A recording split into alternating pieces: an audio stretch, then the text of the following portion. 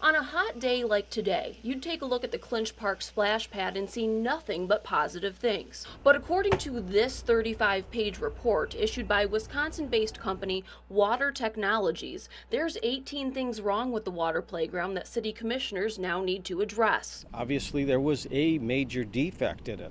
The report verifies that yes, indeed, there was a major defect, but there are also substantial other defects. The issues range from safety to efficiency and highlight hazards like a climbable arched rain bar, a slippery surface, and grass, mulch, and other debris that clog the system. Issues that could cost more to repair than the splash pad's original price of $360,000. I think one of the most important functions of the report was to identify if there were any public health or safety issues with the splash pad. There aren't any public health issues. There are some safety concerns that we have, and certainly we need to address those first before anything else. Conversations about the splash pad started in 2010 during the Bayfront project. Controversy over whether or not the project was rushed has been debated. Mayor Michael Estes says that someone is to blame for all of the issues. Now they just need to figure out who. Yeah, I think there was some influences that probably had we taken all of the normal courses of action,